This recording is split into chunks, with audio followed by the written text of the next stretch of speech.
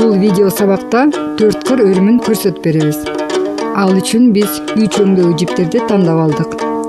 Салттуу ыкмада бул өрүмгө 1, 2 же 3 өң колдонулат жана жиптердин саны 7ден ашпайт. Себеби бармактар өрүүгө катышпайт жана бир чыпалак бош болуусу керек. Эмесе керектүү узундуктагы жиптерди түрөбүз. Бирок узундугу бир кулачтан ашпашы керек. Болжолду 80 сантиметрге чейин.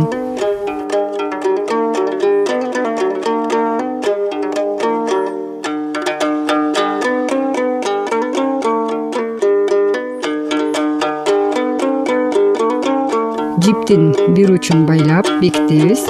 Берки учу туюк бойдон илмек сымал калуусу керек. Эгер киши жалгыз өрсө, бекитилген учун бекем жерге байлап алат.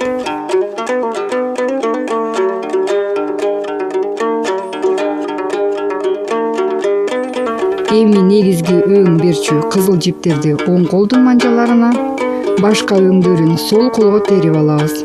Ар бир жаңы өрүмгө өңдөрдү жана алардын ордуларын алмаштырсаңар болот. Ошого жараша буунун сүрөтү да өзгөрөт. Өрүүнү сол колдун бош чыпалагы менен оң чыпалактан баштап ылдый жагынан илип отуруп, сөөмөйдөгү жипти ылдыйкылардын арасынан алып, сол чыпалакка өткөрөбүз. Оң колдогу илмек жиптерди бир манжага өйдө жылдырып, чыпалакты бошотобуз. Ушул эле аракеттерди эми оң чыпалак менен аткарабыз.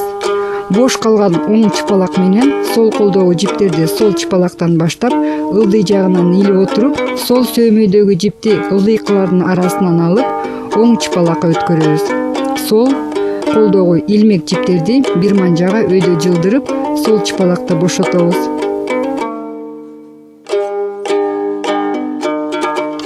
Ушул кыймыл-аракеттерди кайталап, мүмкүн болушунча аягына чейин өрөбүз.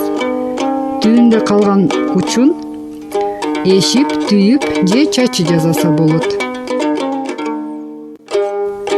Мындай ыкмадагы өрүм кийимге боо катары жана күнүмдүк турмушта да кеңири пайдаланылат.